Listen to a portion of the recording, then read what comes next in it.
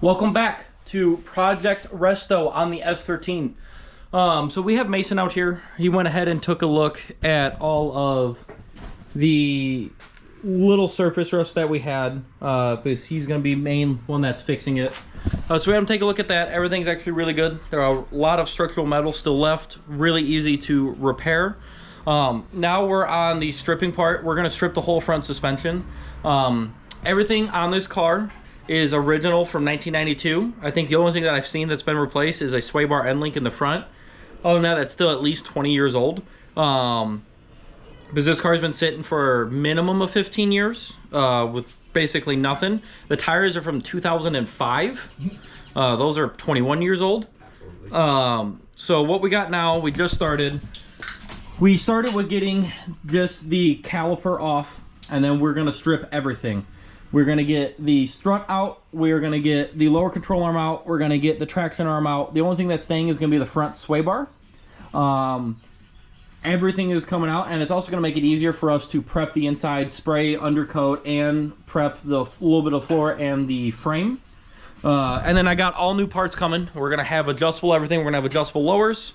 We're gonna get coilovers, and then we're gonna have a new traction arm. And then while we pull the hub out, we're gonna separate the hub from the knuckle. And I'm gonna do 5-lug conversion, and then we'll clean up the knuckle itself because it's all good. We just need something to mount it to. And then we haven't started on the rears, but the same thing is gonna happen on the rears. We're gonna take the wheel off, take the brakes off, take the hubs out, and then we're gonna push in 5-lug. So it will be a 5-lug conversion like most are. And then we'll obviously do all the prepping for the metal. So we'll show you what we're gonna do to get all this stuff off because it has been on there for a very, very, very long time, and it takes some unique ways to get stuff out. All right, we got the caliper hanging up. We got it separated over there. We got the rotor off. There's two 16s right there, and I believe those are 14s that take it off there. So now we're gonna separate the ball joint and the tie rod that we already did. We have a tie rod puller that we got from Harbor Freight, and it actually fits on the ball joint and the tie rod on this one. So you just rip the cotter pin off on the nut that goes in between it. You use an impact and it spreads them apart. Now we're going to separate the shock from the hub and then get the shock out, and then once we do that, then we can start working on getting everything on the inside off, including the arm, the traction arm, the lower control arm, and then the ball joint. So let's get to removing this. All right, 17 on the tops and bottoms. I'm using a 17 with the impact 1/2 inch, and then another 17 3/8 to a breaker bar, and we're gonna break these loose.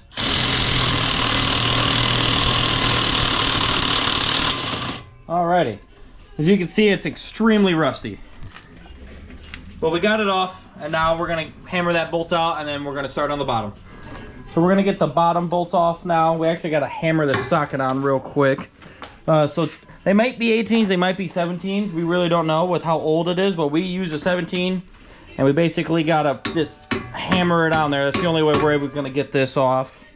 So here we go.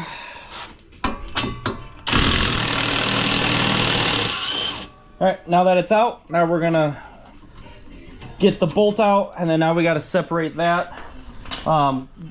Just like last time, we got really lucky. If you can see kind of in here with some light, it's rusty all the way around, but actually the mating surface is not terrible. So we're just gonna separate these two, and then we're gonna move on to the ball joint. We got 14 mils on the top. Get that one, get the last one.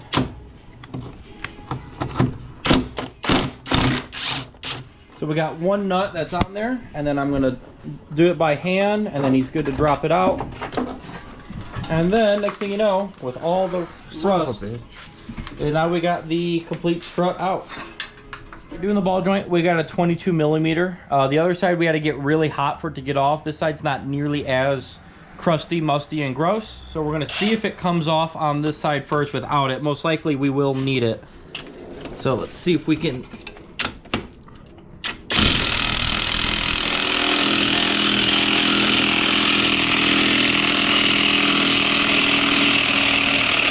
There we go. Yes, it's extremely hot from that, but it did come off without needing heat. So now we'll show you what we do to separate these two.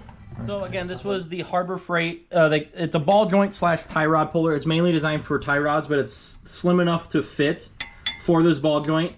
These two are going to be pretty seized. It's a 19 millimeter. As you know, this is going to push down. These teeth are in between there, and it's going to force it apart.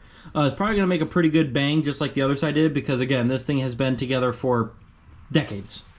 So let's get at it. Let's see how big of a pop it makes.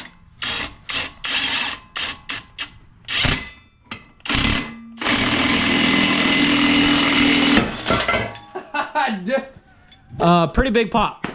Pretty big pop. I'd say a big one. All right, so now that now that we got that apart, now we can finally start working on getting the traction arm off and the lower control arm off, and then we're finally done on this side, and then we can finally start moving on to the rear. So the traction arm is 17 on both sides. You just pull the bolt out, and now it is loose in there. Since we're changing the whole arm out too, we don't have to worry about removing these two. There's two nuts on the bottom, and these are kind of bolt slash studs that stick through.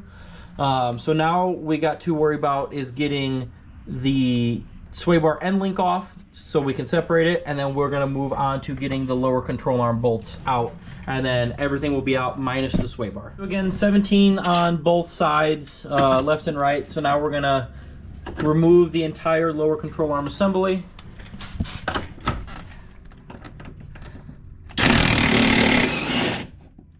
So we got the nut off, and then we're gonna pop the bolt through. And the bushing is extremely torn in this one. It's same with this one. The bushings are just beyond bad. And we're just gonna wiggle our way through. As you can see, this bushing's completely torn and dilapidated. Fucking sideways now. Yeah, hit it.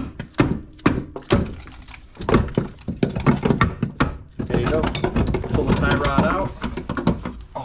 Left the nut on there. And there you go. There's the entire arm assembly, and everything is out. So it's probably where we're going to end it today. We got both fronts completely stripped. We got that side, and we got this side. We just have to pull the bolt out to get the arm out. So pretty much the same thing. We're just going to strip that side out. The next video we're going to be working on the rear, and then hopefully after that we can do the actual full body metal restoration, get the metal all prepped, get it all fixed, get it all re-welded, and then have our paint guy come out and paint the bay, paint underneath. We're going to undercoat everything so we never have this problem again. And then we can have the fun parts of putting all the adjustable arms in, 5-lug swap, and actually start having some fun with this thing. Appreciate you guys watching. I'll catch you on the next one. Peace.